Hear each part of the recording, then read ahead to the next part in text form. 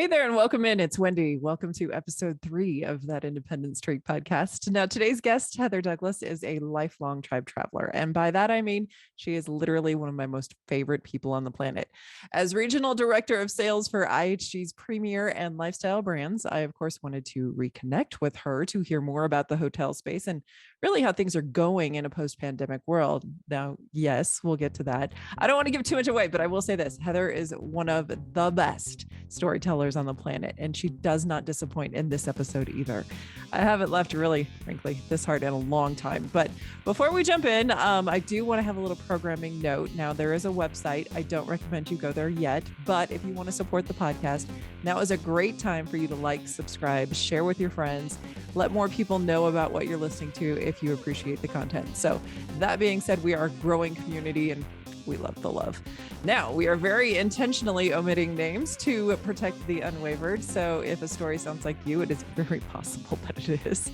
I hope you enjoy our time as much as I did. And without further blabbering, please welcome Heather Douglas. Okay.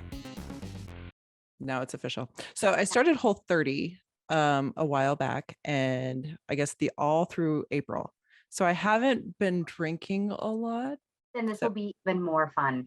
It will be fantastic. I am super excited. What are you drinking? I have a bottle, because you said that was the only instruction I received, was bring a bottle of wine. Yes. So I have a bottle of Tempranillo. Nice. Yeah. So let's just get that going. Yeah. And isn't that the best sound in the world? That little gulp, gulp, gulp, gulp, gulp. Yeah. The little pouring into a wine glass. That the almost like the sour grape scent hits your nose. Oh. Then you start getting the whole bouquet. Mm-hmm. Yeah. And then that first initial, second glass. I was going to say first initial sip, but I'm going to go second glass. There's no pretending here. That's what's beautiful about it, though. It's so easy. It's going to be so much fun. I'm excited that we're doing this. I am too. It's going to be, I'm not sure what is going to come out of my mouth. And,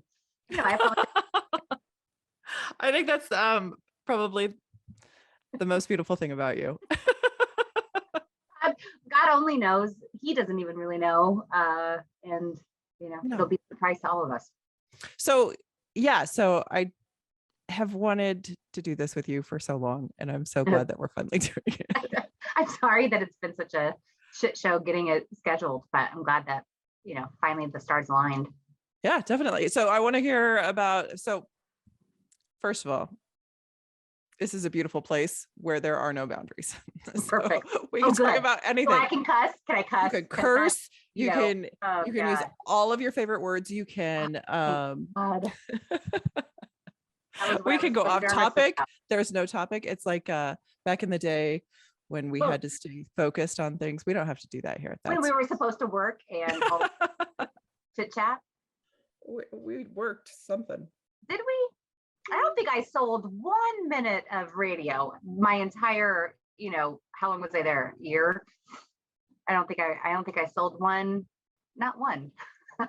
I definitely didn't. That was a really dry year, though. I don't take responsibility for that year. That was like right around that 9/11 neighborhood. It was before 9/11, wasn't it?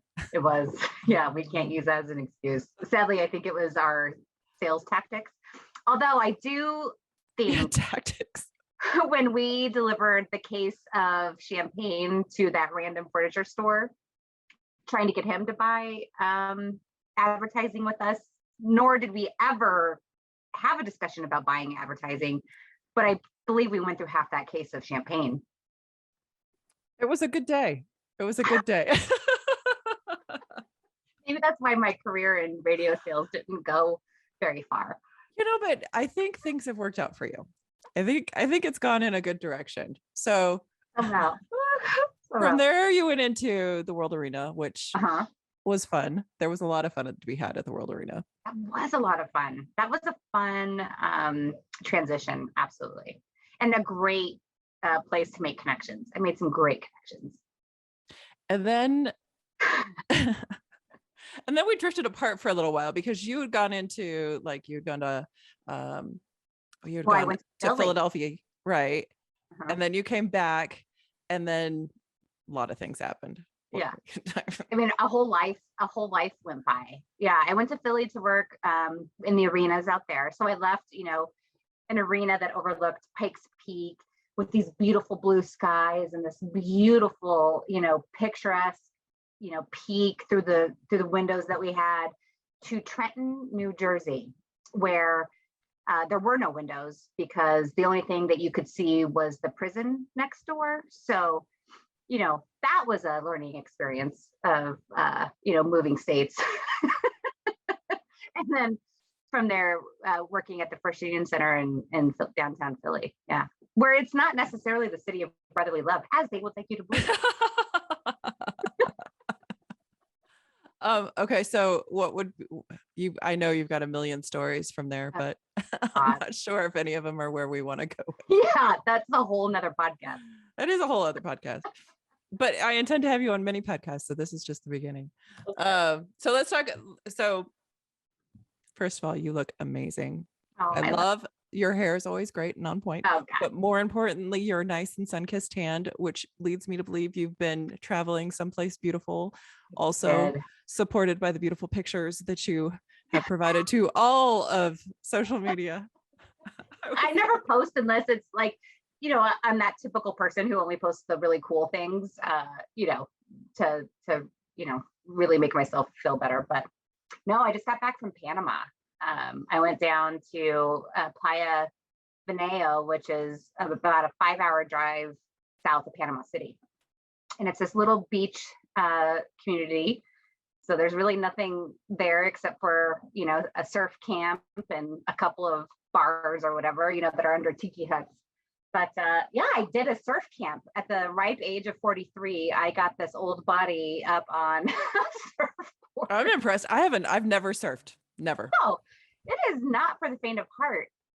Let me just say that. Like it was quite it was an amazing experience. And, gosh, the experience is all the people that are around you, right? Helping you get through the trials, tribulations of everything that goes with it.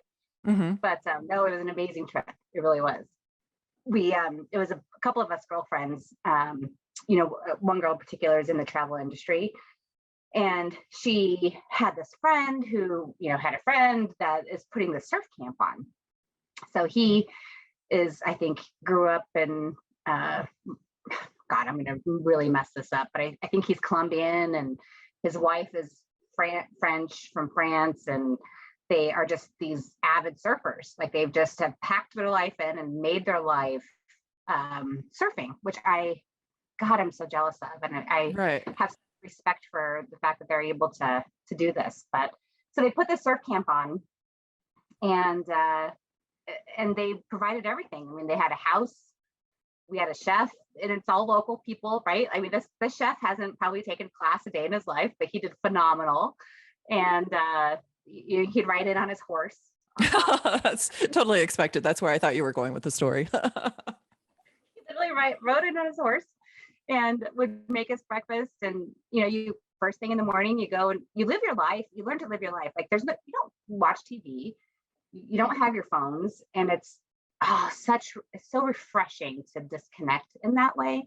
And I don't think a lot of us can have the opportunity to do that, right? Even if you're on vacation, you're constantly on your phone because you're terrified of what you're going to come home to. You're just trying to keep on it. Well, there was no, like you didn't have time. You lived your life by what the waves were doing. You based your day on the tides and sunset.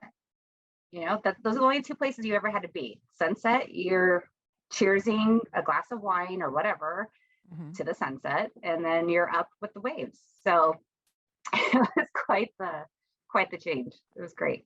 So I have many questions from that. So first, let's talk about the food, because I don't even know what you eat in Panama. Like, and if you've got a local chef, that is the best version of a travel experience. Well, we stayed 2 days in Panama City just to kind of, it's kind of a big haul to get there, and you don't want to just, because it's a 5-hour car ride, right? Right. And so I stayed 2 days in Panama City with a girlfriend, 2 girlfriends and I, and before we went down. But first of all, Panama City is probably one of the most beautiful little cities I've ever seen. You have on one side, it's like little Chicago, right? Mhm. So it's these massive financial buildings, on the ocean. Right. But then you go into like the old town, and it's like old town Spain, like you're in Barcelona. So it's these beautiful little, places that sell wine and tapas, and it's super friendly. The food is healthy because I think all of South America, Central America, they just do so well with you know healthy food, Mhm. phenomenal, and good wine. Oh God, yeah, seafood. It was great. It was phenomenal, and the people are so lovely and so kind and very easy, obviously, to travel around. So my Mhm. my Spanish is about as good as my English after a few glasses of wine. Eh, So. you know. ¿Dónde es el baño? It's Right. I very, said tortilla. very progressive. Yeah.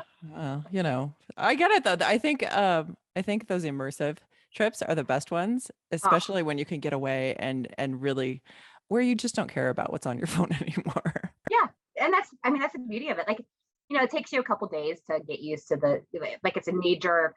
It's like detox. So Yeah. you're going through withdrawals and you're tweaking a little bit, twitching, my eyes throbbing because I just know there's something going on. And it's also very humbling because you realize you really aren't as important as you think you are. People do find ways to to move on in business without you, which it's good, and I think it's a good thing. It's a good Yeah. thing to be. So yeah, I've learned that a lot in my yeah, life. yeah. People people have no problem being like, okay, goodbye. This corporation is not falling apart because I'm not answering my emails. How dare you? Corporation, the whole world didn't stop because I stopped paying attention. That's so rude. How dare you? Yeah. How So rude. it was great just to do that disconnect. And it's kind of a funny story. We were, everybody has this fear of traveling, Central America, or even South America for that fact. Is it safe? Is it, what is it like? Aren't Mhm. you afraid that you're going to get kidnapped and held for ransom? Again, I wish I were that important, but it was fun. We took a shuttle that was provided by this trip that we did, and um, we were in a shuttle. So there's four of us. So I knew two of the girls, and then we had a gentleman who joined. He had just flown in, and so we're meeting each other kind of for the first time and Right. getting ready for this 5-hour haul. And we're not 5 minutes outside of Panama City, and we get pulled over. And on the side of the bus, I think it said something like surf camp, or it was something very obvious that he's probably got tourists in the van, right? Mhm. So we're on the highway, and it's not even like on the side of the highway. It's where like a fork in the road comes. So you have traffic coming from the left and traffic coming from the right. So it felt like it was a very precarious place to be pulled over. So I'm like, well, this is interesting. So the poor driver is, handing over all the paperwork for his shuttle, or his big van. And they're speaking very fast Spanish, which I, with my broken Spanish, could only piece together that something wasn't right. But like, luckily the guy who had joined us was fluent. And so he's like, uh-oh. I'm like, wait, what's happening? And he's like, well, they're saying he doesn't have the right paperwork. And I'm like, well, this is interesting. So pulls out, and it's like we're waiting, like now it's like a half an hour, and now I'm getting a little concerned. I'm like, well, this is curious.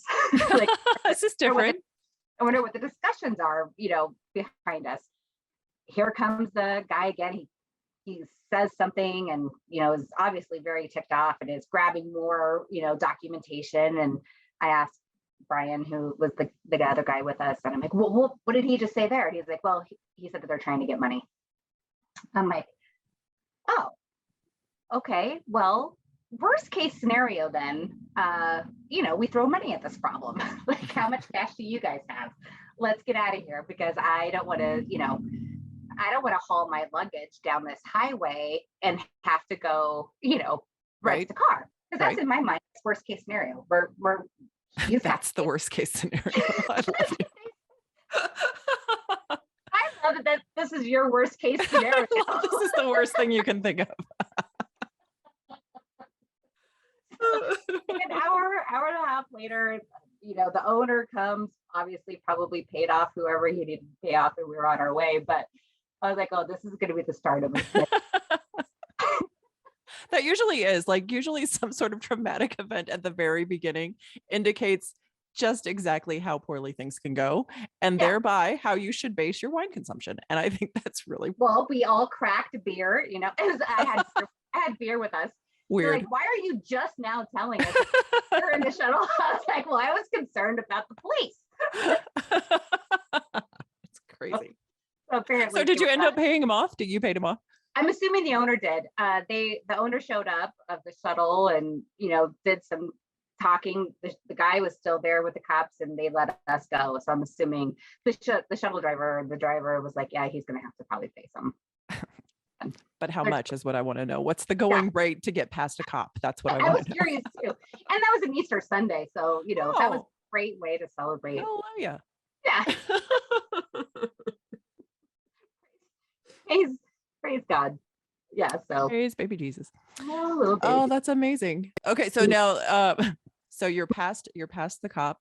First bribery of the week. First bribery done. I feel like now we're professionals. Champion, right? We know how this is going to go. We got this. This is nothing. We can handle this. Yeah. So we just continue on. We make it. Like I said, it's like a 5-hour drive, and we pull up, and so they don't have liquor stores. You buy your booze and your wine or whatever at a gas station. Oh, so I was like, oh, well, Arizona, cool. Yeah, this is interesting. Yeah, it's just like Arizona. So, we're preparing for a week, at this house. So, and they're not providing booze, but, we're going to grab a couple bottles of wine, and, I'm expecting this to be a healthy retreat, right, Wendy? Like, I am like the best version of myself. I'm like, I'm going to live a clean life. I'm going to drink water. It's going to be beautiful. I am going to surf. I'm going to eat healthy. We walked out of there with probably, I don't know, it'd be an equivalent of like $400 worth of booze here. and our shuttle driver, and it was the four of us. Our shuttle driver just looked at us like, clearly we have a problem. And I was also thinking we might have a problem. Like, problem is a strong word. You can use alcohol in a lot of situations. It's not just for consumption, because sometimes you use it for bribery. Sometimes you got a stalker, and the best way to get rid of that stalker is to just offer him some alcohol. Offer him some booze. So we pull up at like 11 o'clock to the house that we're in, and we're met by this lovely couple, and they see us just hauling case after case after case of booze, and they're like, oh, this is how this week is gonna go. Right. It was very entertaining. I'm sure they thought maybe we were going to be too much to handle, but we behaved fairly well. Probably because you were so tired from surfing. Yeah. In all honesty, yes. It's exhausting. I don't know how else to explain it. I had never been surfing before. So this is, I grew up in Colorado, for God's sake, right? We don't have oceans. And these jokers that I was with, they've all done this, half a dozen times or more. And, they've lived in, one lives in California and the other one lives in Miami, and they've all been surfing a million times. And it's hard. It's exhausting. So I'm still learning not to hang out in the crash zone, There's a designated crash zone in the ocean. I thought it was like fluffy water. No, yeah, like apparently there's a zone that you need to not hang out in, and that's where I would just hang out in the crash zone or the impact zone, and had to learn that one the hard way for sure. Like, you got to push through that before you can really catch your breath. All right. So I have to ask you, because you are also a native, do you have irrational fears of great white sharks? No, I don't. I'm the only one. No. This is one of the issues I have with getting in the ocean. Like, even scuba diving, like I could be scuba diving in 10 feet of water and I'm like, there's a shark, and I know it. No, and it's probably ignorance on my part. Like, I should probably have a healthier. No, this is a character trait of yours that I truly love. So I don't want you to ever lose that. my only fear was catching my breath and, surviving the waves crashing on my head. Yeah, that was, and it was interesting that you say that, like the fear factor. I don't think I realized I had like such a healthy fear. And it wasn't necessarily a fear, it's just unknown, right? Like it's something that they try to teach you how to read the waves. I'm like, what the fuck are you guys talking about? Like, I don't see shit. Like, what are you looking at right now? Like, how do you know? Did not study for this test, damn it. Yeah, like, did I miss a class? Was there a pre-read? Did I miss? I did not, school all over again. I did not get this study guide on how you guys know to look out there and know what to expect. Right. I had to learn it the hard way, which is how I've done most of my life. But I did learn how to. I was like, can you just teach me how to survive getting through the waves? And like, well, you got a turtle roll. I'm like, what the fuck is a turtle roll? And how do you bears? Do that? Let's talk about bears. Put it in bear language. Like, I can tell you how to escape bear attack. Or a wildcat or something, but I don't know how to do a turtle roll. I didn't know turtles roll. So like that, I think once they realized the newbiness of myself and the noviceness that was coming. I think it's a beautiful place to be though, because then you go into it with no assumptions, right? You go into it as it has to be spiritual because you're broken down to absolutely nothing. You have no idea whether you're going to make it through this next wave.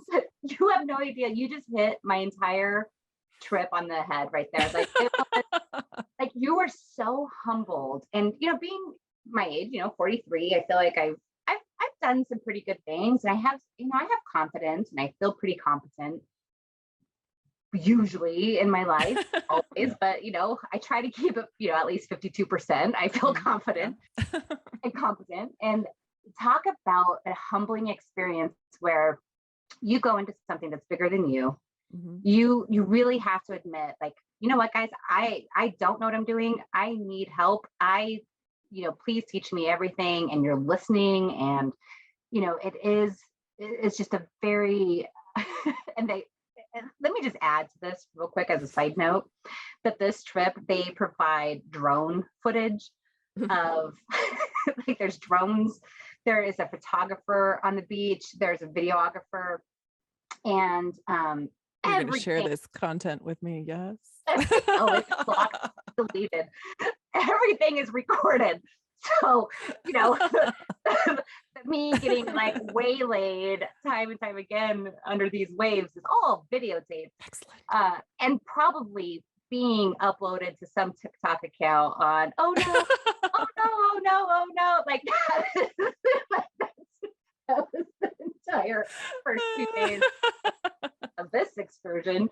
But yeah, I mean, it truly is humbling. But also like to have such a hard thing in front of you.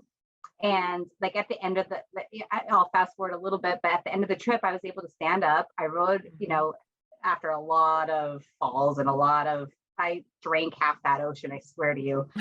I had a couple panic attacks in there. I couldn't catch my breath. Like, after all of that, being able to persevere, keep going, don't give up.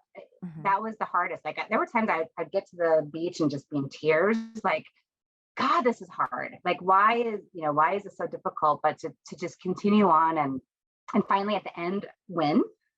It wasn't graceful. It wasn't pretty. Like I wasn't like ripping it, right? But I made it. But I made it to that beach on top of my surfboard, and it was just so overwhelming and felt good. Just to be able to overcome such a hard situation. I know it's just surfing for some people probably comes very naturally to them, but to get this. No, but I think there's something to that. I think that the older you get, the less opportunity you have to take yourself out of your total comfort zone, because you get into like your world and you have to manage the things. And then, whether it's kids or career or both or whatever it is, like that time to really break your brain and try something new is really rare. It's really rare. And it really does change everything about you. Yeah, it does. And to put yourself in a vulnerable situation like that, it's very, you don't know it all. You don't know everything, and to be willing to learn and to, start from ground zero, or sub-zero, as I was at the bottom of the ocean, Hello, little scraping turtle. along the sand. I think that's amazing. I mean, you and I have spent time on a mountain together. So, there's a balance to the universe, right? You got to do the top and the Valleys. bottom. Yeah, peaks and valleys for sure. Yeah, I could rock climb and get to the top of that mountain, but you put me in an ocean, and good Lord. So yeah, it was just a very. But to that, just to stop you for a second on the mountain, there are some challenges that you're just never going to be part of. And rock climbing is never going to be my thing. But I appreciate everybody. Did we get you up there a couple times? Once. Yeah. Once. And then you got me down, and that was enough for me. And I don't ever want to rock climb again. Well, you have these long legs, like your reach was unfair. I'm pushing 5 foot nothing, and you have this and massive... zero core strength. So I'm like hanging on this rock, and I'm like, dear God, don't let the wind blow. Please don't let the wind blow. Dear God, don't look down. Don't look down. How much? Just jump off, rappel. I'm like, I don't know how to do the rappelling. Yeah, it's funny. I think you're right though. Like, it's very few times in our age now that you get to try something new and learn something new and be humbled like that and get comfortable with being uncomfortable. I think it's so important. Like, it's important for our brains to, to adjust to that, and our souls. I mean, you need to be able to have triumphs like that, and to, even if you can't go internationally, like, it doesn't have to be internationally. I think, going to dinner by yourself at a restaurant could be just as, scary as probably me being pummeled by 8,000 waves. So I think just being able to get yourself out there and be uncomfortable, but being comfortable with that, I think is really important. We can't stop doing that. I think I really agree with that. I think there's a lot that's said and not said in that statement, and it's true. And I think part of this whole project is just remembering that the connection is part of that too. So getting out and doing, like, I think, when I stopped and got off the air, the part that I missed the most was talking to people. And so I was like, okay, well, I'm going to do this again. I'm going to have this really nifty cheat sheet way to talk to all my girlfriends and drink wine and make a podcast. I love it. But I'm on. But I think, the end goal is always about, getting out into the world and doing those things in the world, because I think, you got all these millennials, right? And everybody's like, well, the millennials don't want to work and they don't want to do anything, but they're on to something. They're on to this travel bug, and they're on to getting out and experience versus, expectation. And you're exactly right. Like, not to cut, I don't mean to cut you off, but no, you always absolutely can. The travel has turned into experiences, and I think we're all yearning for that. We're all yearning for that connection that you just said. I mean, gosh, one of the girls that were on this trip came solo, had been to like Thailand and Bali and all solo trips, and she was probably 32, 33, very buttoned up, right? Like, when we first met her, I'm like, oh, this girl needs to relax, right? Like, she needs this trip.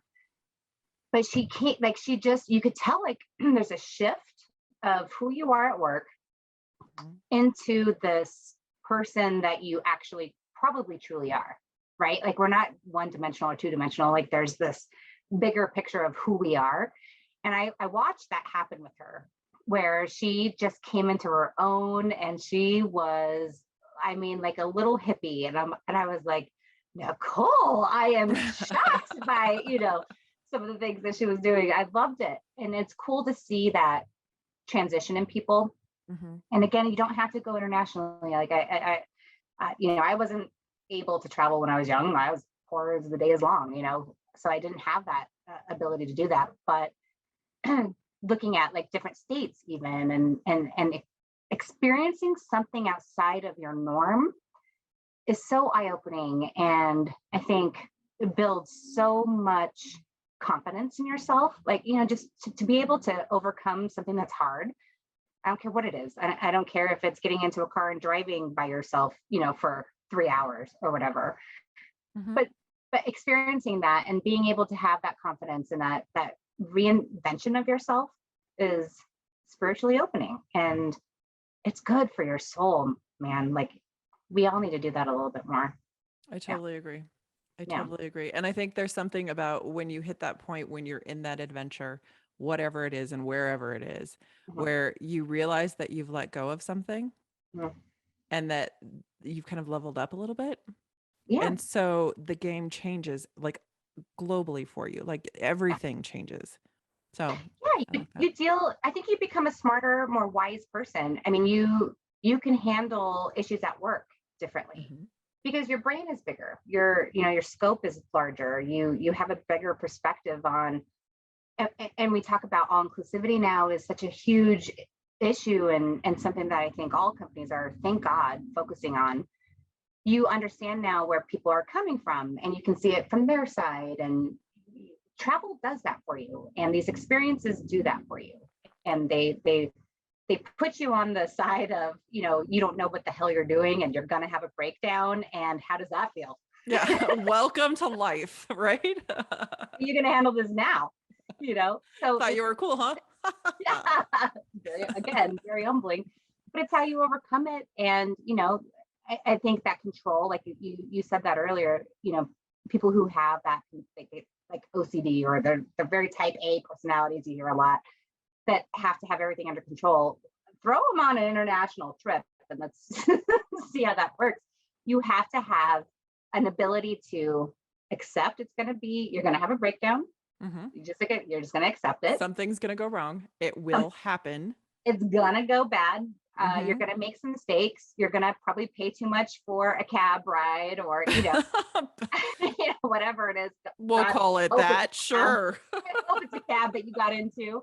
But you're going to make those mistakes, but also giving yourself that grace of forgiveness and laugh about it. I mean, gosh, we all need to laugh a little bit more at ourselves and not take ourselves so seriously. And I do think that translates really well into our business life and Mhm. our relationships at home, and whatever it is that you're dealing with. It really does translate. Yeah. They're really good tools to I use. couldn't agree more. I Yeah. couldn't agree more. Now, speaking of business life, Mm-hmm. I did not actually, I knew you worked with the hotels, but I didn't Mhm. actually understand what you were doing. So Yeah. tell me a little bit about what you're doing and Yeah, I like to keep it that way. I like to keep people guessing what I do, because then you can't really get it's pinned on me. working. I You've always felt, had really, you've always, here's what I love about you. You have always found yourself in positions, like roles, jobs, that are uniquely inclined to put you in the center of the most interesting stories. oh God. Well, sometimes they find me, or maybe I find them. Who knows what, like, chicken or the egg? I'm not Maybe sure, a little bit of both. I think there's it's divine intervention in there too. tough. Yeah, thank God. Yeah, after I was in real estate, and after 2008 hit, obviously the rest is history. There, my life is basically the Big Short, that movie.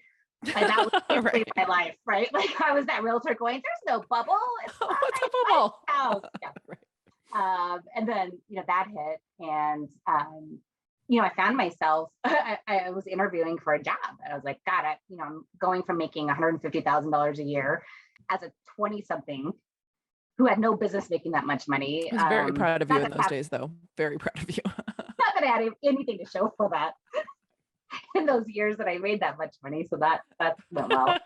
There's Uh, that. Yeah. Fine, it's fine, everything's fine. Uh, but then finding yourself at ground zero. And in 2008, I found myself. Obviously, I went through a divorce in 2008.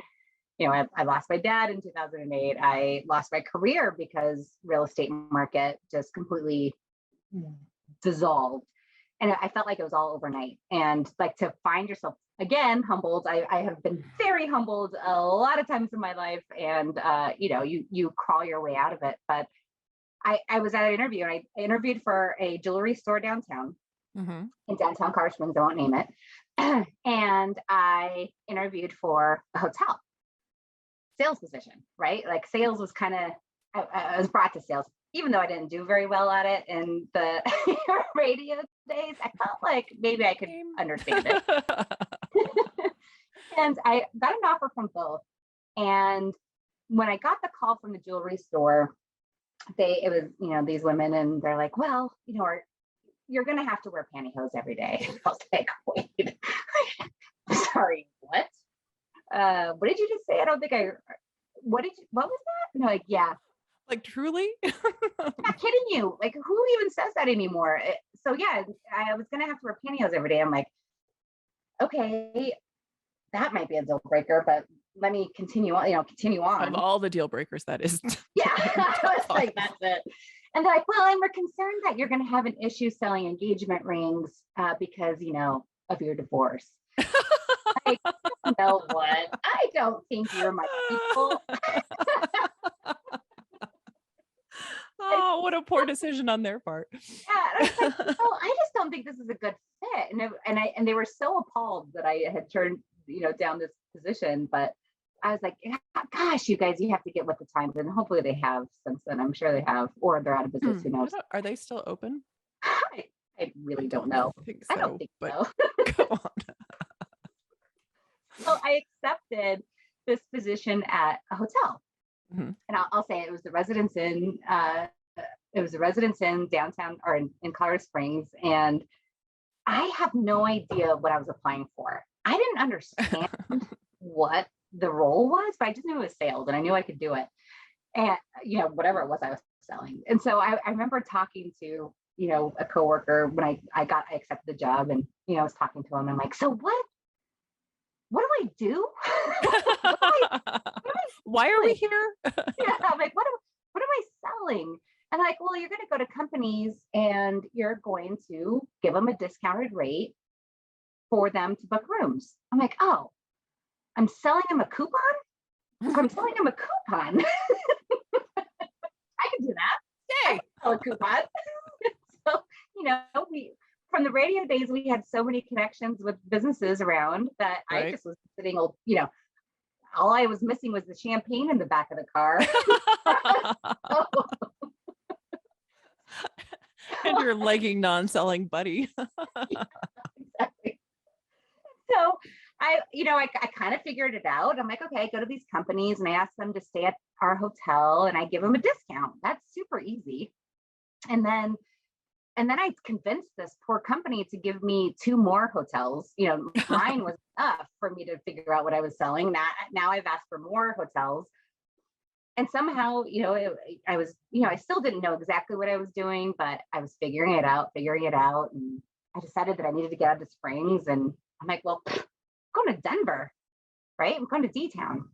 So I applied for a job out by the airport and convinced that poor sucker to hire me.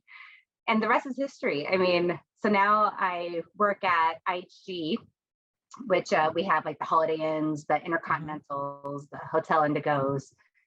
And I help those poor souls like me that didn't know what the hell they were doing. And it's so kind of you. Yeah, because I can identify. Identify and I understand. So yeah, it's a great, this travel thing. It's interesting that the hospitality industry finds you. Like, you don't find the hospitality industry, it finds you. And it is such a different lifestyle, and it really is something new every day. I mean, gosh, when you're a hotel level, you're dealing with the craziest situations, like somebody's sex toy is stuck up on a sprinkler system on the ceiling, right? And they need help. It's so much like radio. It's so weird. Yeah, I know that happened at radio station a few times. I don't know. I know nothing. You just find yourself in every day is just so different. And that becomes addictive, and it's fun, and you're problem solving continuously. And, a personality, like you have personalities where you want to help people. And, sometimes they have really bad days and I'm happy to help them, get it. So anyway, this industry is so wildly entertaining and exciting, and, it's hard work and it's selfless, and, it's all of those things, but also very rewarding. So do yeah. you, I mean, all those beautiful things where you're, yes. Uh-huh. Do they send you to a lot of the, like, I'm very curious how this whole perks thing works. So do they send you to, obviously you have to go to the properties to check them out so you can sell them. Yep. Well, I'm not, thank God I'm not selling anymore, right? I think they Okay. realized maybe you're better teaching You're than doing. hilarious. Yeah. Better be the maybe, tellers.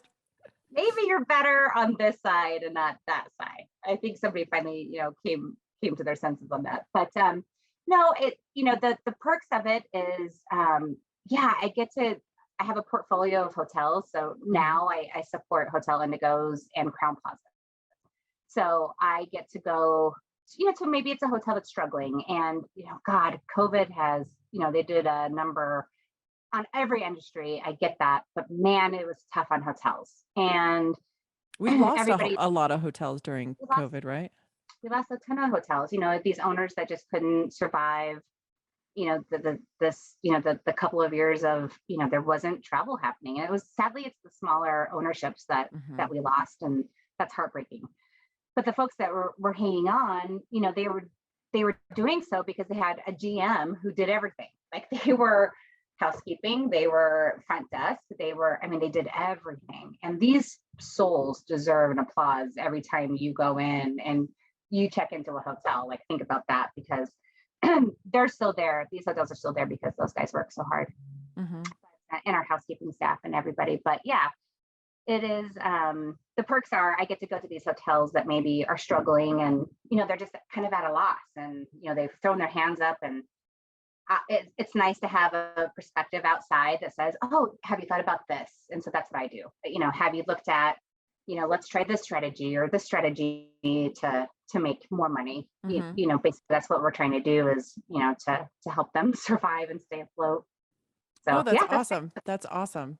So I noticed a lot of hotels have shifted into more of the wellness space, and whether it's business wellness where you're traveling for business and you're taking advantage of the amenities, or it's I'm going away to screw you all so that I can get more wellness back in me. Right. There's No, definitely like a push to find that center again. Yeah. Well, you talk about the millennials, right? You kind of brought it up where these millennials, and it's not just the millennials, it's also the generation, is it the, oh God, what's under the millennials? The Z, XYZ, who is it? Whatever that generation is. The other ones. The other ones. The poor millennials got blamed for a lot. And it's because none of us can remember, this or whatever it is, but they learned balance, and God loved them for that, because I think they have shared their wisdom with us, the older generations, and they're helping support some of these younger generations, hopefully a little bit more balance, towards work. But they really, yeah, they really did embrace that sense of, I'm going to go on a business trip, but guess what? I'm coming in a day early and I'm going to stay a day late and I'm going to explore Austin. And I want to ride a bike and I want to test, go to all the restaurants that are local. And I want to, while I'm working, I want to be able to work out. And our IHG specifically, this is not a commercial for IHG, I swear to God. No. But you're the only person I know who has this insight. So yeah, it's really cool. They've created these brands that cater to that. So one of our brands is the Even brand, and it's specific around wellness. So their restaurant is a lot of local organic foods, organic booze, because we still like our booze, right? Not get crazy and eliminate everything, but let's make it organic and healthy as much as I've had possible. a lot of illuminated experiences while drinking booze. I am the person I am because of wine. Zero judgment. With that 100% participation, but zero judgment. Yeah, so these brands are forming around the need of what these younger generations are telling us they want. And thank God people are listening, because now there's Pelotons in the workout rooms, right? Or there's, fresh water, whatever it may look like, that balance is starting to happen a little bit more. And even when you're doing meetings and you're in a meeting room all day, the breakouts are, fried chicken fingers and fried cheese, right? Maybe you have a mozzarella and some basil. Yeah, right. Like I think there's just a heightened experience happening of that. We're all just a little bit more aware of trying to keep that balance and healthiness. Mhm. And again, it's that experience too. So, like I said, we call it bleisure. So Thank that's a you. I was trying to remember what the word is because I'd read it somewhere and I was talking to another friend and I was like, it's like blah, blah, like it's bliss something. blah, something. Uh-huh. So bleisure, where it's business and leisure. And Mhm. I think that's what's so cool about, especially that's one thing that COVID gave us, right? Like if Mhm. there's a lot of remote work happening, and Right. it's freed people up to maybe you want to work from New York City that you've never been to, and you work remotely for a week. Mhm. And while you're there, you actually get to immerse yourself into New York City or wherever it is. And I think that is a blessing that we received from, if I there's think any. so too. I think Yeah, so too. I think that balance that's coming, whether it's you work hybrid now yeah. and you get, more time at home or you get more Mhm. travel time. I know for us, one thing that's come out of it has been flexible PTO. So Yeah, that is something 20 years ago I never would have imagined would have come out of COVID or but come out of any didn't business. yeah, that didn't exist. Right. I mean, I have unlimited. But they were like, you want to take time off? Do you want a job? All right. No. Yeah. Yeah. It's good. Right. It used to be you had to have the whole scenario of why you were calling off. Remember, like Right. I tripped over, broke my ankle in the emergency room. With Heather, and I Yeah, can't remember. like, Wendy, can you call and act like my Right. doctor? Right. And so she has a hematomic fracture. I don't know what that is, so please don't ask me to explain it. Yeah, you're just reading a medical document. Yeah, so I think to your point, there's a lot of good things that have come out of it. And while I want to give as much credit to the millennials because I think that they've just kind of dug in and finally said this is how we want it. Mhm. um I think even us Gen Xers who are looking at the scenario, who were always kind of like, yeah, we're going to work really hard, but we're going to play really hard too. That's exactly right. Yeah. Yeah. Yeah. Yeah. I think We that's don't have where that that. kind of opens the door to that. Yeah. Yeah, we paved the way with our low hip jeans and our mall hair. So we paved that way, but they sure did take it home. I know, right? Right. I mean, beer and a ping pong table in my office sounds amazing. Yeah. Yeah. We had air hockey, but yeah. Not that we worked hard when I was working at the radio station, but there was an air Well, hockey table. I do remember when we were in sales, we did each other's toes. Like we did it. Right. You remember doing I'm sure we had a really logical reason how that was going to apply to sales as well. You cannot do sales with ugly toes. No, and sometimes you need to go to get a tarot reading in order to understand what kind of what kind of day your sales is going to be. Are you going to hit goal this month? These are things that you need insight into. That was business research. I don't care what you say. Like you have to know what your client does. Mhm. Right. And there's no way, like, I'm not a mind reader. I need a mind reader to do Oh, but that. they were. Yeah. I know. Yeah, but they were. Oh, that's amazing. If So, only you could have said, don't send flowers to your date. Story for probably later. we're digressing. Also, don't go to Montana on your second date, but these are details. All lessons learned. All lessons learned. Oh God. Yeah. So the wellness industry, though, is Yeah. specifically like spas and hotels. I've Mhm. noticed that like they're really upping the game for the different spas that are in there. And every time, and I'm gonna be totally honest, like I like to Airbnb because I like the idea Yeah. of it. But at the same time, I hate the idea of it because you just don't know what you're going to get. Mm. You basically are on your own in another place at somebody else's house, which Yeah. is okay sometimes, but sometimes It's I scary. like pampering. Yeah. I mean, there's a time and place for everything. I think, I'm in the hotel industry and I Airbnb, in Panama City, but Mhm. we had, or in the Playa Veneo, but we had somebody vet it first. So yeah, you're right. Like it just depends on, I think, what your situation is. If you're traveling for business and you cannot have a mistake. You cannot have, Right. you know, you can't have, you know, somebody's basement that smells like the dog lived there for 7 months, never let out, you know, like dead.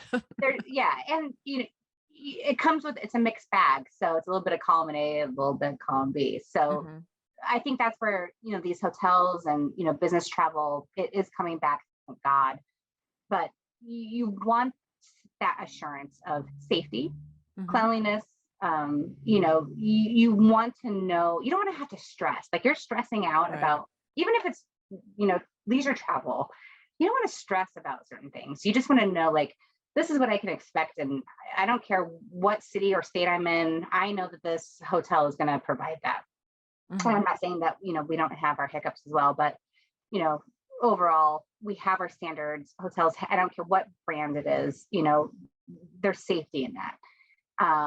You know, with some of these Airbnbs, like I said, there's a time and place for it too. You know, if you're traveling with 8 of your best girlfriends or whatever, and you want a pool and, you know, you're going to be drinking all night, you don't want a hotel. We're probably don't really want to get called by the front desk, frankly. We're probably going to ask you to leave. And when you spill that glass of wine on the floor, we're probably going to charge you for it. You know, so there's a time and place for, you know, there's enough room in the market for both, and both can be safe and good at the same time. So, but yeah, I think the spa thing you were hitting on a little bit. Again, it's that balance, and you know, being able to, I think we're all treating ourselves a little bit better. We're all taking time to pamper ourselves, and, you know, some of that spa, it doesn't have to be like a massage. You could just be sitting in a steam room and, you know, shutting off for 10 minutes or, you know, whatever it is, or, you know, maybe it's just having a luxurious bathroom. You know, that I get really excited. And since you're in the industry, I'm going to interrupt you for a second. Yes, since you're in the industry, I'm going to tell you one of my most favorite things, and it just happened most recently at the Vidara in Vegas, but I was just walking. Well, I was at Aria, but I looked at Aria. I was, yes.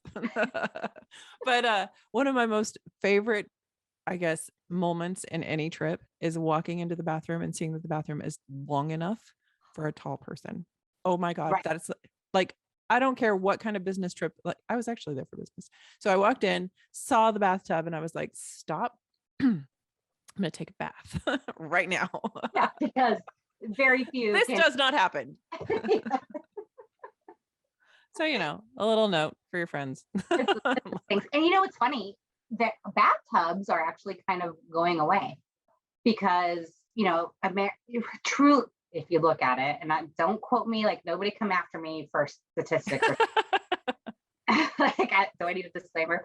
But, you know, Europeans, like almost like everybody but Americans typically take baths, right? And but Americans, when they're traveling for business, I'm going to say business specifically, not with their children, they shower. So, you know, we've learned that people would rather have this luxurious shower situation, you know, where you can prop your leg up and shave with a little pedestal, right? Like, we're learning those things. Finally, they're catering to women, and like what we took, you know, took a long time. Thank God they let women us travel. What are you saying? Yeah. What do you mean we do business? So it's those little things where that's kind of a shift that's also happening. I think that's great. I think, yeah, I mean, and you notice it now when you go to hotels, because there are little differences that are, it's just a little bit more nuanced. It's just a little bit more intentional. And even that little touch it's nice. I like it. Yeah. Everybody wants to be recognized. And that's the other thing with what you'll get in hotels versus like Airbnb. You have somebody greet you and kind of give you the rundown, right? Airbnb, you're just like entering a code in and you're on your welcome. And be with God, you know. Find the neighbors, because that crack house is a little crazy. Like, so that's kind of nice too. Again, it's a little bit of safety, especially if you travel alone. And that was another thing I was going to talk about. Like, what I've noticed, there's a lot more solo travelers happening, especially internationally. And I have a group of friends that, you know, I'm so impressed by them that they have the guts and the courage and, to go to another country by themselves and figure it out. And but it is nice to check into a hotel or whatever it is, and you kind of feel like you can. Thank God, it's like knowing where the embassy is. It's like, yeah, okay, we're good. Okay. I know that I can, at least relax for 12 hours before I go on to my next adventure or whatever. So, there's just certain things in that. Have you done a lot of any solo traveling? I did the only short of business, because I'm sure you do it for business. Business is always solo, right? Like I constantly, but that's mostly in the United States. I did an awesome trip a few years back, and I went to Nicaragua. And this was like, I hadn't been traveling very much. I went through a huge project at work, and where it was a couple of years of just grinding. And I had this friend, she was actually my sales manager, and she quit on me. How dare she? Nobody quits me. But she quit, and I'm like, well, what are you going to do? And she's like, I'm going to go travel for a year. And I'm like, that is the dumbest thing I've ever heard. Where are you going? She goes, where do I sign up? I'm going to start in Central America. I'm going to go to Nicaragua. I'm like, what days and when can I meet you? And I did. I met her. So I traveled alone. So I, landed in Managua, which, for somebody who at that point in time in my life, had not traveled very often internationally, let alone alone. So this is like a big deal for me. But again, it's like that confidence. You're like, oh God, I could do this. I could do this. And I cannot. I'm not going to die. I'm not going to die. I am a confident woman. I'm independent. I am fine. You could do this. You say those affirmations every morning and whatever. But so I land in Managua, and like I said, like, thank God I had hotels there, so I would stop over in this hotel, and then I'd catch a cab, and the cabbies I thought were waiting on people, but no, they're sleeping. They actually just sleep in their cars and wait for you to come wake them up. So you wake them up, and so I wake this lovely gentleman up like 4 a.m. to take me to the airport to fly over to this little island called Little Corn Island, which I dare to even say, because I don't want people to find out about this place because it's so magical. It'll be our secret. But it's our secret. Don't tell anybody. So I find my way to this airport, and of course, me and a silly American traveling for the first time in a long time, I get there, I don't know, an hour and a half early. Like, I'm nervous. Like, I'm going to need to figure out where to go. I don't know, is there a long walk? Is there a wait? Do I have to go through, right. I don't know what to expect. No, it did not open. So said airport, and I used that landing strip. It was a building with airplanes, somewhat with airplanes, somewhat connected, much to like the Museum of Natural Science and History. Dirt roads that the airplanes would land on, take off on, would show. So I think they opened the airport 30 minutes before our flight. So I'm like hanging out at 4 a.m. in a very sketchy area. You're from Widefield, it's fine. That's right. Oh, I got some street cred. You got some credit. It's fine. Yeah, I was able to keep my wits up, keep your head up, shoulders back. Yeah, don't look down. Look him in the eye. So we get on this puddle jumper of an airplane, and there's maybe 7 of us on this flight, and I'm not kidding you. It's like a Cessna. And the pilots used those manila envelopes to, like the big brown envelope. I'm just scared where this is going. Oh yeah, well, that's I'm not confused to what a manila envelope is. I just am a little worried now. You should be. So they would use that to block the sun so that they could take off, so they could see, the landing strip. So, and I'm like, oh, this is pretty high tech. Yeah. So this is how this is going to go. So we're flying for maybe, I don't know, 45 minutes. Everybody is dead asleep. And which I find very peculiar. Is that a no fear kind of, like, are they fronting? Like, I think it's the oxygen. So I don't think there was oxygen in the plane. And because I'm from Colorado, I think that I had a higher tolerance of not having oxygen. I don't know. This is all this is just my hypothesis, but I do believe they ran out of oxygen and they just went non-ice. And I was like, I wonder, are the pilots going to be okay? Like I was on high alert in case I needed to like jump in. Do you have plane landing experience is what I want to know. No, but oh my God. Okay. Okay. So you're flying through the air with no awake passengers and hopefully a couple pilots. Yeah, two pilots, which I think stayed awake.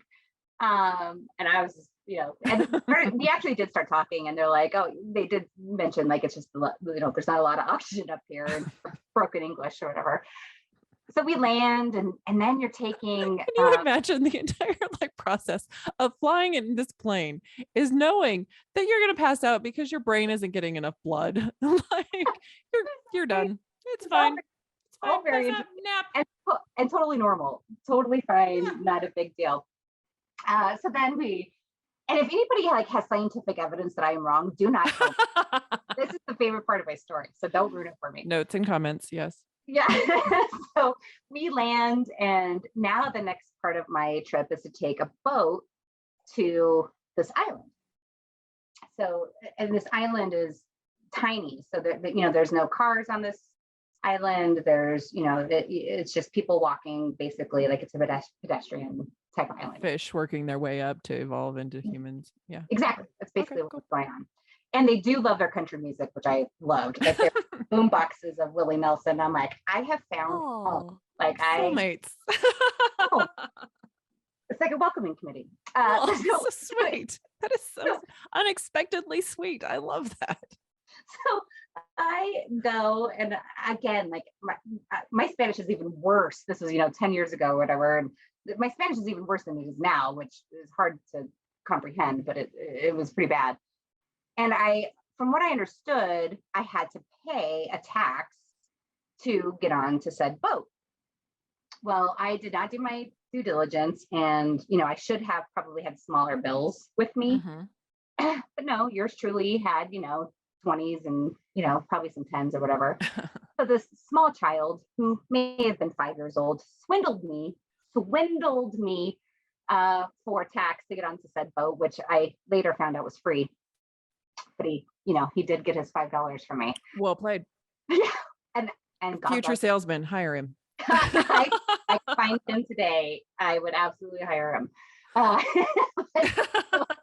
I got swindled, got on the boat, made it, and did like a little hike. And I found this that you kind of hike through, and you really don't know what you're doing. You don't know the lay of the land, and you're just kind of saying, Casa Iguana, ¿dónde es Casa Iguana? And they're like laughing at you and pointing at some direction. Dumb American, yeah. And I've got that look a few times, so. Yeah, I'm like hiking, blonde hair. I got my blonde hair and, probably my flip-flops and, my backpack. And, I'm just walking down streets. They're not streets, they're just paths, dirt roads. And I find this amazing, like the heavens opened up. And I, walking through this forest, and all I see is this crystal blue ocean, and this cabin of where we were staying. It was a part of this like indoor outdoor cabin thing. And I'm like, I'm addicted. Like that's when I knew, like this. What have I been doing my entire life? That this is the first time I'm experiencing this super cool thing. And that wanderlust, that's where the wanderlust, it's my favorite word. That's where it bit me. I love it. That and the scorpion also bit me there. It's a different story. But wildlife, flora, and fauna are very important to keep in mind as you're traveling through random. So I did end up meeting Katie there, but the getting there was so fun, and I was proud of myself. And again, like it builds confidence. It builds like, gosh, when you get back home, you're invincible. And because you've done something hard, and we can do things that are hard. And I tell my niece that all the time. I'm like, you can do things that are hard. And you have to do things that are hard, because if you live your life avoiding the hard things, you have zero experience into who you really are. Yeah. And sorry, I'm getting paged from Wade. Is that from said son? creatures, I'm not paying attention. I told him, said, have as much ice cream as you want, go upstairs, don't talk to me. Yeah, mom is at work. Yeah, mom's doing a thing, it's fine. But I think you have to do the hard things, because I think if you spend your life hiding from them, if you spend your life trying to do status quo, there's so much about this whole experience that we have that you lose, that you miss, that you don't evolve to. And I've come to kind of decide that this experience of life is really just about how many different ways. I wish you could hear him too. Sorry. How many different ways and who you are and what you really can be. And I think that when you skip that, like, I really feel sad for people who don't want to, who are afraid to, because how much of your life are you really missing? How much are you not finding out about all of this? Because if there is one shot at life, get out there and do it. Yeah. Have those experiences. They're going to be good and bad. Like, it's going to be a mixed bag of it. And yeah, I think too, you learn so much about how you overcome hardship, right? And I know travel is just like a simple way of putting it, but it does just seem to it encompasses everything. But how you overcome hardships, and how you how do you think? How do you treat yourself? How do you treat others? And I think right now there's a lot of, I think it's our younger kids, that they're not outside, they're not experiencing a lot of life. They're so consumed with themselves, like they haven't even taken a chance to look up, and that was my favorite thing. That I ran into a guy on this trip, and he said, I always teach my son to look up, because life is bigger, the world is bigger, like, always look up. And that's never left me, to show that the world is bigger than what we are. So, like, selfies, although I do love a good selfie, when we're traveling or whatever, but we've taught our children to be so, and I don't have kids, so I know I'm using this term loosely, but I think they've learned to focus so much on themselves, and so much on appearance, and so much on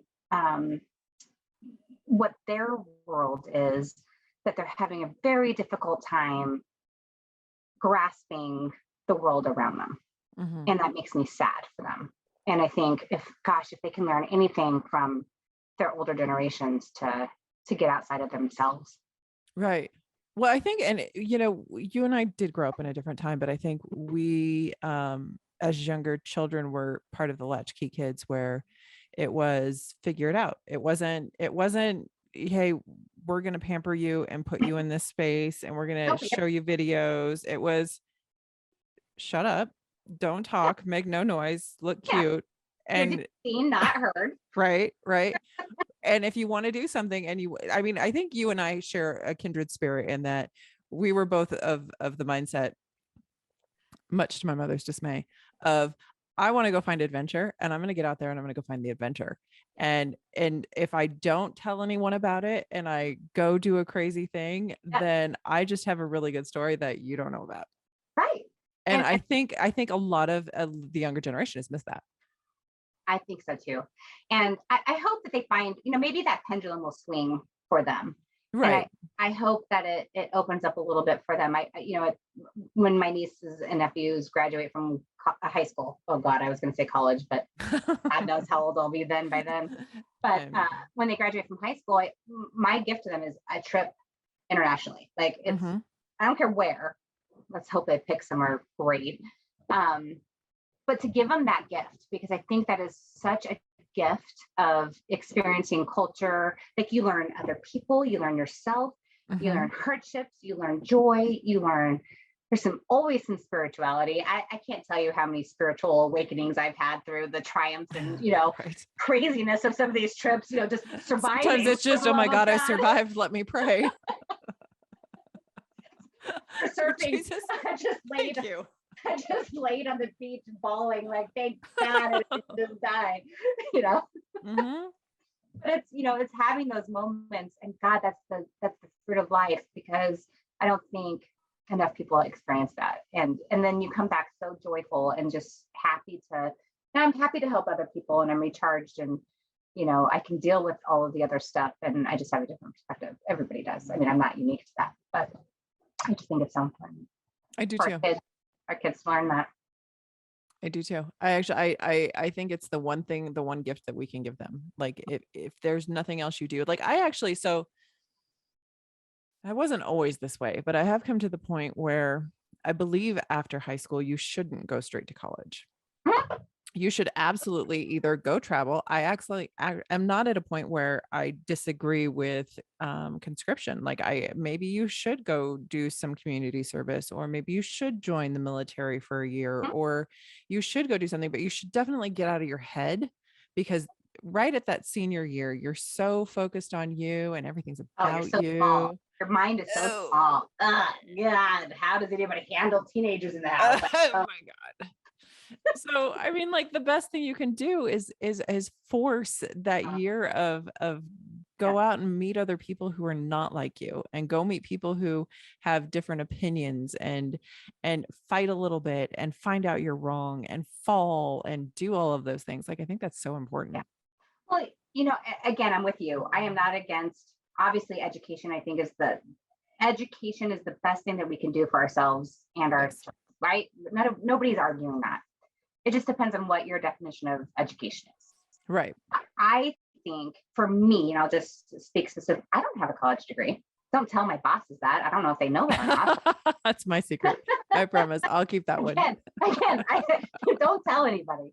But I learned through, I just have learned through life experiences. And I think that that's not everybody's path. That was my path. But gosh, to give your children or any child that experience to go experience life in another culture or in another country or whatever it is more, you're going to come back with a more grounded, a more educated, a more kind, more global. Yeah, right. Like that global understanding child than when they left. And if you're going to do anything, I'm not saying don't pay their college. Send them away. And I used to always laugh at people like, oh, I'm going to find myself in Europe. And it's not necessarily what's happening. They're not finding themselves, but in a way they're learning about themselves. They're finding a piece of themselves, and they're learning, they're learning life. Yeah. And I think they're outside of their own self. Like, get outside of your own head. Well, and out of your circle. Like, I think there's a lot of value. Like, you get so much confirmation bias when you get around your peers, and everybody's telling you what you want to hear and how you should feel. And you're in this little tiny bubble of, this is our world and we have control. Like, you need to learn that you don't have control. I think that's the key to it. Yeah. And get out of group think, right? Because I think a lot of us are subject to group think, where, like what you just said, we're around the same mindset a lot of times, and that's dangerous. I think that could be very dangerous. So to get yourself out of that and just experience it a little bit. Look how deep we got. That's weird. Right? Yeah. Just teach a class in college. Some university. What university is going to hire us? So many things to love about you. I'm gonna hold that thought for 1 second. I'm going to deal with the bellowing child, and then we're going to come back. Go get your child. Okay. How'd that go? So I have to tell you what happened, because it would only happen to one of mine. Right. So I have a husky, right, that I got through COVID. Like, I got him right before the lockdown, right? A little bit of a crazy dog, right? So I ended up getting him, I think it's called an impact crate, but it's literally a single sheet of steel all the way around with a door. Impossible to break out of, because Houdini was breaking out of things, right? My son locked himself in it. And so for the last 10, 20 minutes, he's You been know, bellowing, crying because he's locked in jail. always said I would have had kids if I could crate them. So I feel like you just really broke through the barriers. I will I give had you no my idea. crate. Have some small creatures. Oh, God. Oh, cracks me up. For what it's worth, though, the impact crates are amazing. And if you have a dog that is Not for Houdini children. like, that stops it. Or children. Or for children. Oh, God. You're gonna, Oh my God. I know CPS is Social going to service- start knocking on my door. Oh, Fine. crazy, crazy. Fine. It's fine. Everything's fine. Mom's had a little Got wine. this. It's fine, kids. I know. God, this has been fun. This has been great. This is Awesome. awesome. We actually should do this in person, but Yeah, I agree. I still have more questions though. Yeah, I I'm have- not ready to go. I still have half a bottle of wine. Excellent. That's what I was hoping you would say. Mhm. So, where, because you have been to a lot of places, you've been to a lot of great hotels. Mhm. I have some favorites of my own, but what are your favorite hotels? Where are your favorite places to go? That's hard. That's a Mhm. hard question. Like, what's your favorite band? I know it's impossible. Yeah. What's your favorite boyfriend? Oh, there's so many. That's good. There's so many choices. Joking. A kid. Oh, Gosh, I love. This is going to sound so ridiculous, but I love our little tiny, Holiday Inns, which are beautiful in like Omaha. And I know this sounds ridiculous, but have you been to downtown Omaha lately or ever? ever. No. Yeah, I know. So, when I first started my career with, consulting with IHG, I had the Holiday Inns, Holiday Inn Expresses. Right. And so I'd go to these, I call them the flyover states. Nobody get offended that I called. I grew up in Pueblo, Colorado. You're good. Yeah. So so one of them was Omaha, and I loved it. Like I walked to downtown, and they have this cute little cobblestone downtown area with these amazing restaurants and outdoor live music. And I'm like, what? Who knew downtown Omaha had this going on? That was I think it was unexpected. I think that's why I loved it so much. It was so unexpected. Right. I love that. Oh God, I stayed in Spain, in Barcelona. I stayed at one of our hotels, the Crown Plaza. Mhm. And so our Crown Plaza is overseas. We started originally overseas from a brewing company. If you wanted to know that little detail, but it was this beautiful pool that was like this affinity pool that overlooked all of downtown Barcelona. Not downtown, they don't really have that. Barcelona. That was magical. So I love that. I mean, there's a lot of really great little locations. Where do you want to go that you haven't gone yet? Ooh, okay, this is a good one. So you want to hear the whole list? I want to hit Greece. Yeah, me too. I want to hit Argentina. Uh-huh. Azore Islands, like Argentina, Azore Islands, like kind of do that little quip. Thailand, I do want to do Thailand, but I think I'm going to need like a solid 3 weeks to do that. So I'm going to have to work that up, like I'm going to have to figure that one out. But yeah, I mean, gosh, I want to go everywhere. Yeah. I'm going to go everywhere.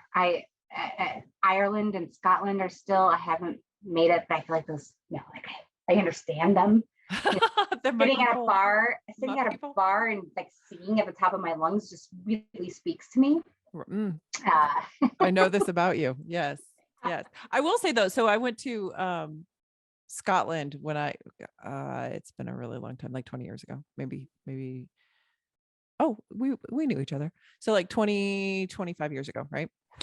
No, we were. 5 years ago because we were in elementary school. We were barely wee little ones looking over the counter. That's what I'm saying. I'm playing with my lights while we do this.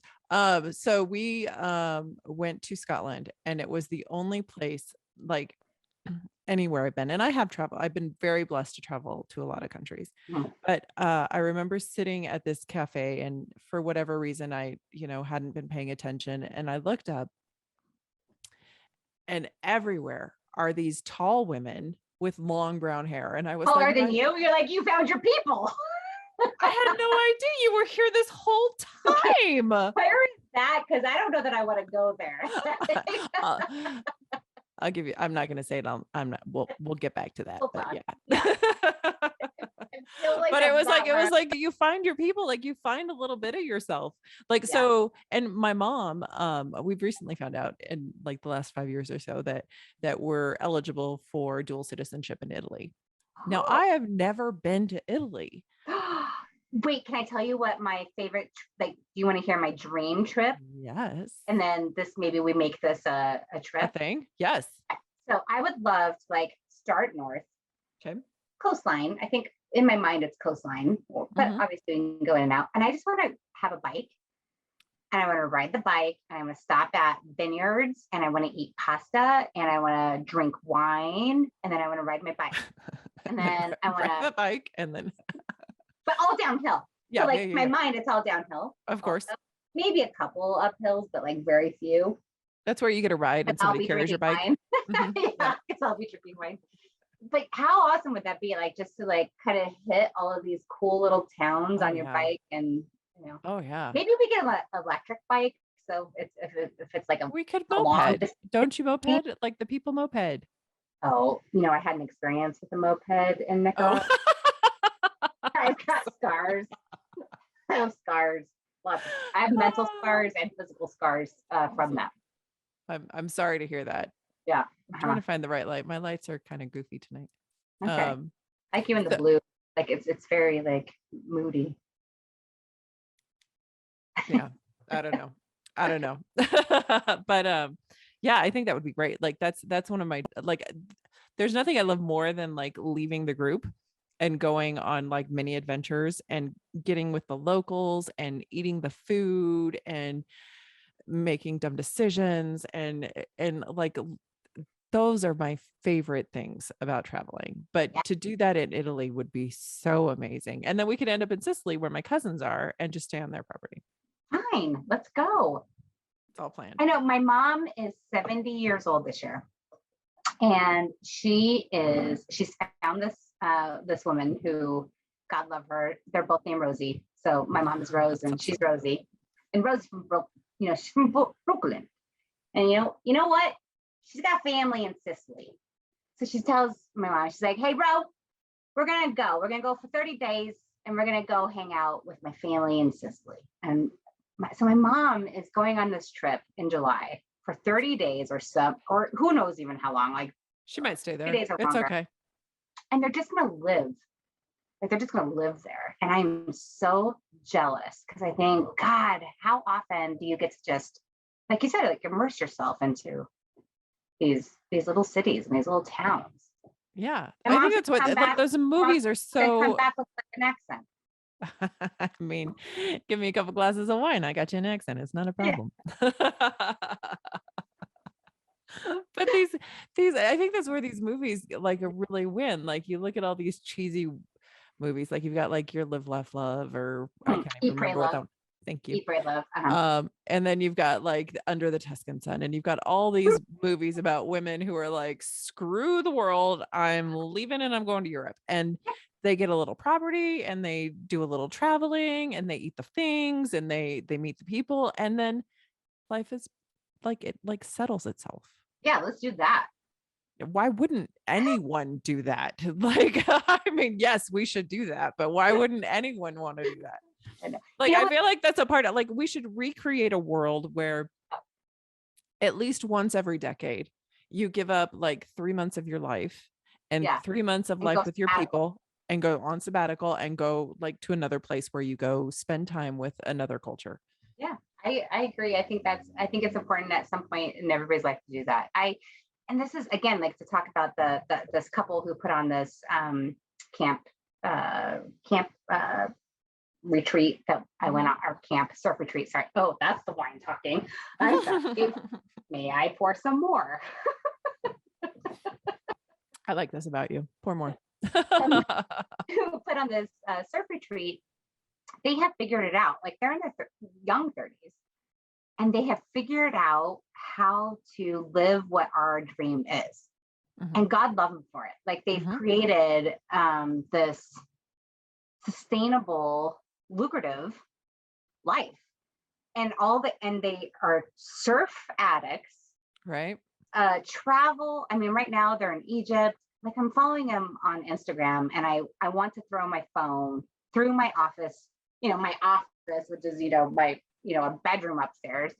I would throw my phone through the window and just, meet them somewhere. But how cool is that? Like, I have so much admiration for that. They've got balls to do that. Yeah.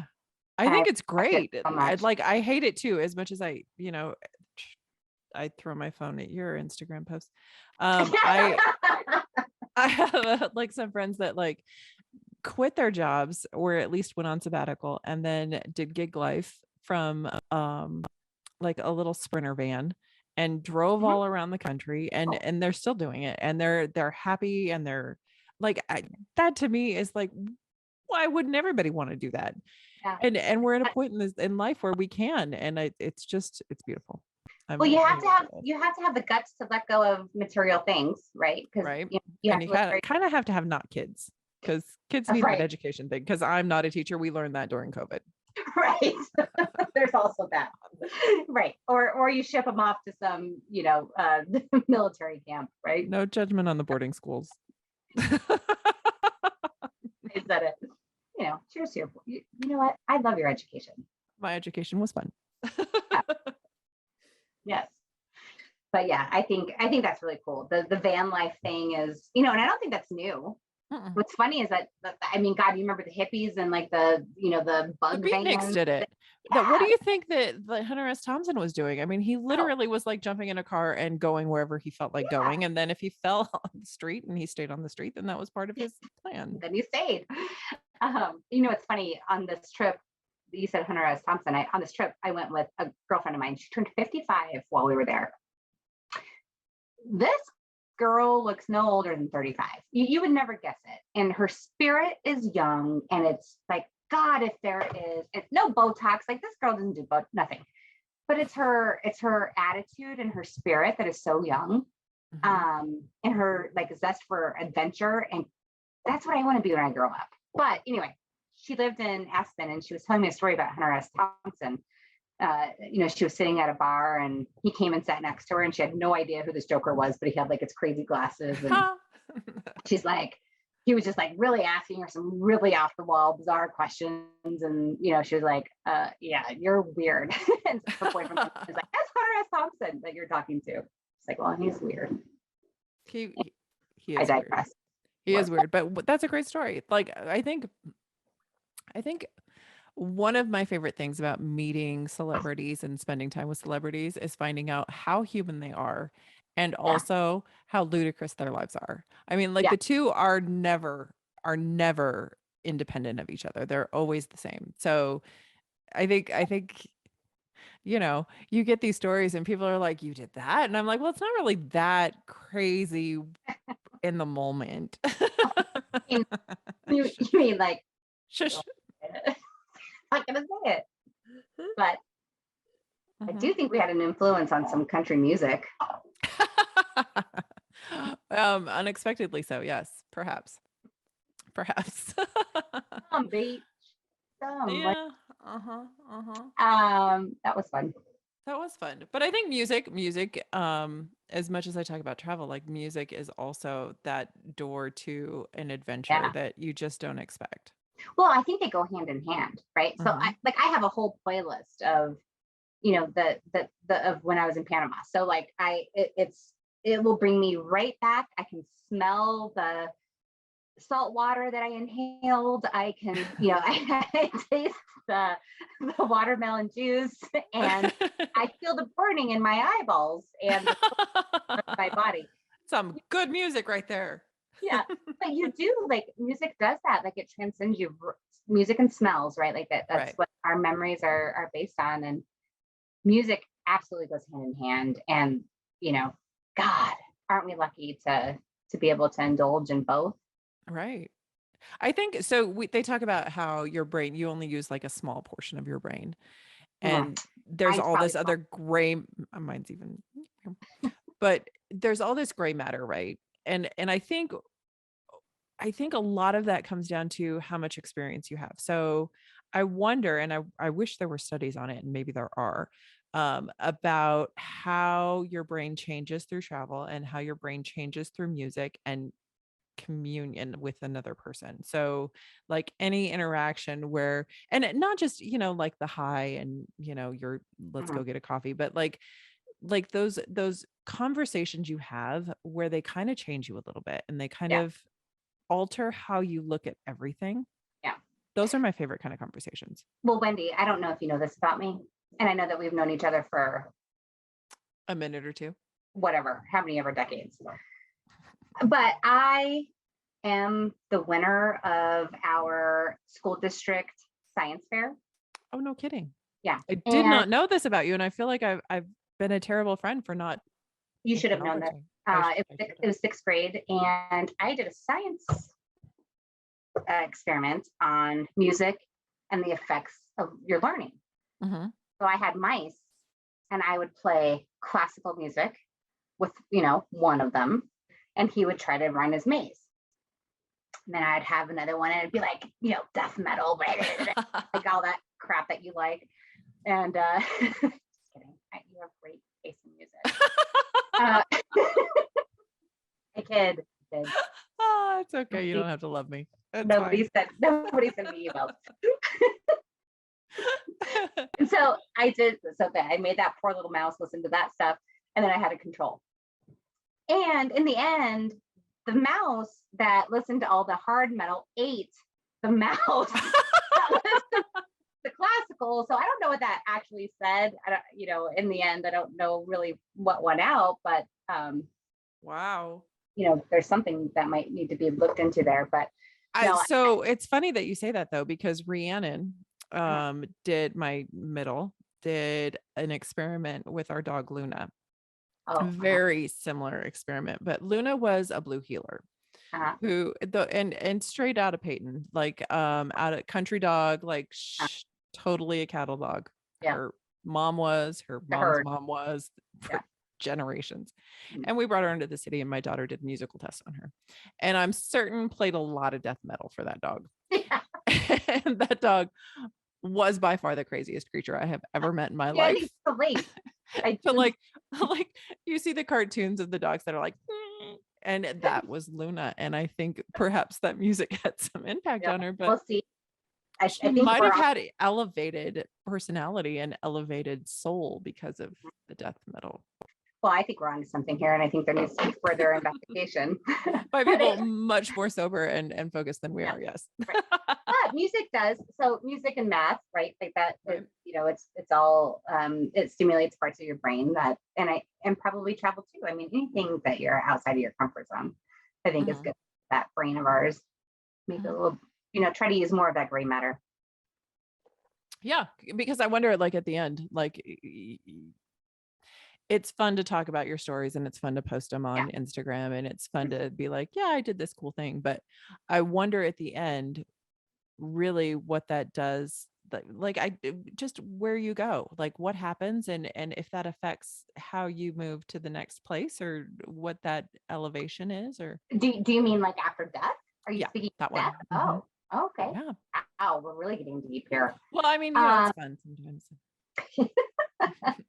Yeah, who knows? Or maybe we just become more open to, different existences, maybe. Yeah. Dare we say? Can we say that? I think that's fair. I think that's fair. I think it's not naive, but young to assume that this is the only life we live and that all the dogma that we follow is the best practice and whatnot. Like there is, to me, it seems like there's more to who we are and how we develop. And so if we're creating this existence of a full life, then is that just for this one life? Like that seems like what a waste. I always wonder, I used to always think, gosh, I wish I had like the knowledge that I do now when I was younger. Right. Or can I take that? I wish I had the knowledge of another life before I started this one. But then you kind of go into like, gosh, the youth is wasted on, or what do they say? Youth is wasted on youth. You're close. I don't think that's it, but yes. Life Youth is is wasted on the wasted on youth. the young. Youth is wasted on the young. Yeah, that's closer. Yeah. Maybe that's what it is. Yeah. But gosh, you don't want to be wise when you're young because then you're not going to have as much fun. So I kind of think, I think that reckless abandon as a young adult is priceless. Like, God, think of the stupid things that you decide to do and the adventures that and I still do this as an adult where I'm like, sure, I'm in. And then Mhm. I go and do something where I could easily die, but I have the best story after. And I'm so grateful for it because life is an accumulation of stories. Well, but also look at where we grew up. Look at the age where we grew up. I feel like there were just less dangers when we grew up. Like people were more innocent. Right. Nowadays, I would, if I were a parent, I would probably be biting my nails, and I'd probably be the helicopter mom that I, would Probably claim like that your son in an impact crate. Yeah, exactly. I would lock my child in a crate and never let him out. I would never do that. I would never do that either But intentionally. gosh, now they have the internet. Thank God we didn't have the internet when we Thank were God we didn't have proof of what we had done. Like, yeah. ready held cameras at all times. Oh God. I mean, yeah. Jail. I'd be in jail. Jail would be the best case scenario. Yeah, I mean, it makes me sad for some of these kids that they're never going to have that experience of being free in that way, like free to make mistakes, free to learn without it being so public. And and it is like everything is so public now. It is, but I had a conversation with another friend about this, who like her whole experience is within the digital space. We feel that way because we didn't, but they didn't. They've only known life with like the digital experience. And so they think it's weird that we don't have like that perspective. I'm grateful, frankly, but they have so kids today don't know, like I don't think they'd want to give it up because they just don't know anything different. Like, would you give up the internet now that you have the internet? I mean, I wouldn't want it during my teen years for any dollar, but they've never had anything different. So why wouldn't they? The exponential knowledge that the kids have nowadays is crazy to think about. They're so smart. Oh yeah. And they're so like the ability to be like, I don't know the answer and I'm just going to go look it up. How many times have you done that? How is your spelling now? Do you remember, like, I used to have amazing spelling capabilities. Mm-hmm. I mean, it's gone. Now it's just autocorrect. And, I've lost words. Clearly it's not just the wine, but right. You lose, like we're starting to lose some of this. Right. And I wonder if it's not age a little bit, but there is a part there is a part of me where I'm like, I don't have to look far, so I don't have to work as hard for my information. So I don't keep information as much as I used to. Short-term memory. Yeah. Nothing goes into my long-term memory anymore. By choice. But yeah. Self-preservation, baby. But I remember long-term stories. It's weird.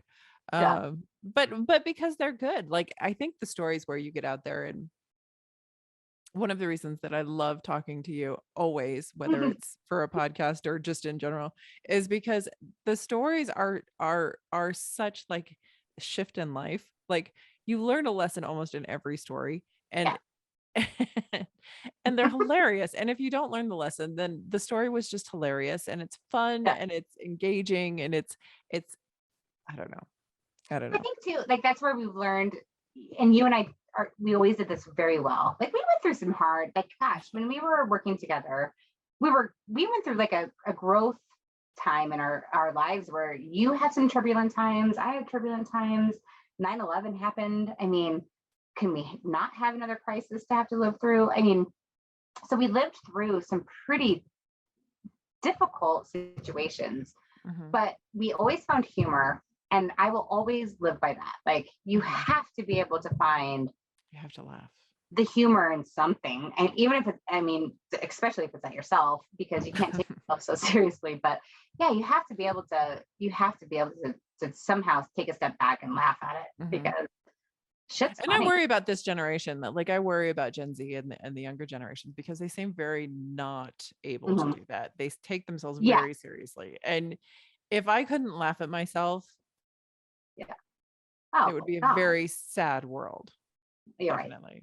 Exactly. And that's, it's just, sadly, not everybody can do that. And maybe that's one takeaway they can do. Laugh at yourself. Laugh at yourself. Laugh at your stories. Accumulate stories. Yeah. Accumulate stories too. Yeah. And try to commit them to long-term memory and not short-term. Or at least write them down, because damn it. We should have written books. We really should have. Do you remember when we would go to the bar, when you would have a remote at KCCY? Remember that? And we had the Billy Bob teeth. And we would go sit at the bar and we would ask, like, we would look at somebody and just smile. And I remember that old man that's like literally fell off his chair. That was the best. Like, making people laugh and like taking it by surprise. That was the best. I think and the beauty of our friendship really from the get-go was we laughed through everything. So even those nights at the Prairie Dog Saloon in the middle of nowhere, where I don't know what we were doing, but we were there taking part in something. I think I was bartending. I was like bartending under the table. Like, I don't even think that was legal what I was doing. Yeah, whatever that was. But like, and even our stories, even through, work and heartache and life, and like, I remember, even just being in those situations where I'm dying and you're coming over in the middle of the night just to like hold my hair while I cry. I mean, I'm not throwing up this time, but you're there, and even traveling together, and some of the crazy things that happened, for us, it was about making the story happen. It was always about, what are we getting out of the story, and how can we make this more fun? Well, I think deeper than that, it was connection with each other too. Like, we're both in this. Like, we're in this. Either we're gonna have to sneak out of here right now. How do we not get arrested? Regardless if you have 105-degree temperature or not, but we're out of here. I think when you decide you're with somebody and you're traveling or doing your friendship, or don't half-ass it. Like, I think neither of us ever half-assed it. Like, you are, you're loyal, you're in this, I'm in this, and we're gonna get through it together. And you just as well laugh. You just as well might as well have a good time. You might as well have a good time, because the end result is going to be the same whether you're enjoying it or not. So you just as well, we need to travel overseas together. I mean, I'm in, but let's call the National Guard and like perhaps maybe set aside some bail money in advance. Yeah, let's get like some government officials on board. Do you know some? Do. I'm in. I'm in. Yeah, I would love to. I think that'd be fun. Let's do Italy. Okay, let's do it. I'm in. Okay. Yeah. Okay. We're gonna work on that. Yep. I love you. I love you too. I had so much fun at your party. Which party? Well, all of them, but specifically this one. This one's been fun. This has been fun. But I want to do this more. So the plan with this whole podcast is to get people together, because it is about community to me. Always it's been about community to me. So the stories are huge, and you're such a fantastic storyteller, and I love that about you. And you're beautiful. Oh, well, you're beautiful. I love seeing your face. You haven't aged at all, by the way. I don't know how. That's very unfair. And I was looking at your arms are like cut, man. No, they're not. But I was for what it's worth, I have this little arm weight. I have at my desk. But I think, I do I too. get bored I and keep doing this. It just isn't heavy enough, I guess. I don't know. the bottle's beautiful. I do have to give a nod. I'm trying to get Donati, their sommelier, to sommelier. What is it when you're the winemaker? Anyway, the Vineyard? wine, the vintner, whatever it is. I may get that word up. I don't know. Yeah, I like your word. I'm trying to get them on. They're friends of mine. So Donati wines are delicious. I will not even feel this tomorrow, and that's the beauty of their love wine. that. I know. But I want to do this more often. Like I want to be able to talk about different places and different travels, and we should definitely travel. I have this group of girls that who I traveled with on this trip, and if you want to get into like really funny, probably more rated R stories, that's okay too. Just women just traveling, not FCC regulated. Yeah, and like women just traveling and living their best lives. I love these women. It would be a fun. Let's do it. We would have to be like in your house. Like we would need to be in a house and like let's do it all in one room. But it would be hilarious. I would love it. Yeah, I would love it. Yeah. So yes, to all the things. All the things. To continued all the things. Oh, I love you so much. I had so much fun. I love you too. Can we actually meet up though? Yes. I slowed down in September. You slowed down for what? What? Well, I leave. I'm going to Cabo in 2 weeks. Okay. For a wedding. And then I go to Hawaii in July. Oh, you're telling me we can meet in September? Is that what you're telling me? Yeah. No, there'll be time. There's time in between, but let's just plan it. So where do you live off Quebec and what? Arkansas. So just east of Cherry Creek. Oh, okay. So I work in Centennial. Yeah. So I'm south all the time. I've got a place that we can meet in. So yes, I'm here all next week too. So if you're around, it'd be fun to catch up. Yeah, definitely. I think it'd be fun because I miss you. I miss you too. I love you. I'm so proud of you. You're just fucking killing it. I'm proud of you. Oh, shut up.